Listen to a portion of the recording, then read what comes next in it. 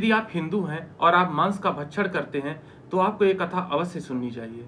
ऋषि मांडव्य जिनकी साधना और जिनकी तपस्या के आगे देवता भी नतमस्तक होते थे, वो अपनी कुटिया में बैठकर तपस्या कर रहे थे, ध्यान कर रहे थे। तभी कुछ बाहरी व्यक्ति आते हैं और ऋषि मांडव्य को प्रणाम करके अपना सामान रखते हैं और कहते हैं कि ऋषि, मेरा ये सामान की सुरक्षा करना, मैं थोड़ी देर में आता हूँ। ऋषि मांडव्य उनको घर की तरफ इशारा कर देते और उनकी कुटिया में वो सामान रखकर चले जाते हैं। वो व्यक्ति कोई और नहीं थे बल्कि राज्य से चोरी किए हुए चोर थे और जिनके पीछे सैनिक पड़े हुए थे। तभी सैनिक ढूंढते ढूंढते ऋषि मांडव्य के आश्रम में पहुंचते हैं और पूछते हैं कि हे ऋषि, क्या आपने कुछ चोरों के गिरोह को देखा है? ऋषि कहते हैं नहीं, मैं किसी गिरोह को नहीं जानता। लेकिन राजा के सैनिकों को भरोसा नहीं होता है और वो ऋषि मांडव्य के आश्रम में जा करके तलाशी लेना शुरू करते हैं। और तभी जो सामान चोर चोरी करके भागे होते हैं ऋषि मांडव्य के आश्रम से बरामद होते हैं, मतलब पाए जाते हैं। जो राजा के सैनिक होते हैं वो ऋषि मांडव्य को बहुत ही क्रूरता पूर्वक कहते हैं बहुत ही धूर्त साधु है, इसको जबरदस्ती पकड़कर हाथ बिठाते हैं और खींचते हुए राजा के पास ले जाते हैं। उस समय जो चोर होता था उसको एक ही सजा दी जाती थी, उसको सूली पर बैठा दिया जाता था और सूली पर बैठाने के कारण उसको अपार कष्ट से मृत्यु को प्राप्त होता था।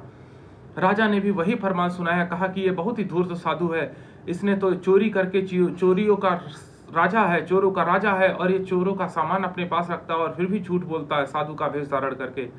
ऋषि मांडव्य को जब उस सूल पर बैठाया जाता है तो सूल तो ऋषि के शरीर का भेदन नहीं कर सकता, वरन ऋषि मांडव्य वहीं बैठे बैठे ध्यान करना शुरू करते हैं और दिव्य प्रकाश उनके शरीर से आभा प्रकट हो जाती है। तभी राजा और पूरा राज्य देख करके चकित हो जाता है और राजा ही नहीं पूरा राज्य उनके आगे जाकर के साष्टांग दंडवत करता है और अपने क्षमा का प्रार्थी बनता है। राजा उनको छोड़ देते हैं, लेकिन ऋषि मांडव्य उनको कोई भी दोष दिए बिना तुरंत ही यमपुरी यमलोक को जाते हैं और धर्मराज से कहते हैं, हे धर्मराज, तू एक बात बता, मेरे जीवन का ऐसा कौन सा अपराध है जिसके कारण मुझे ऐसा कष्ट मिला? मेरे अपने ध्यान में तो मेरे जीवन में मैंने अपना कोई अपराध नहीं किया। तभी धर्मराज कहते हैं कि हे ऋषि, जब आप 12 वर्ष की आयु में थे तो आप एक तितली के शरीर में सुई से उसके शरीर में भेदन कर रहे थे, इसके कारण आपको ये सूल पर बैठने का दंड मिला। दोस्तों, ये ऋषि मांडव्य की एक ऐसी कथा है।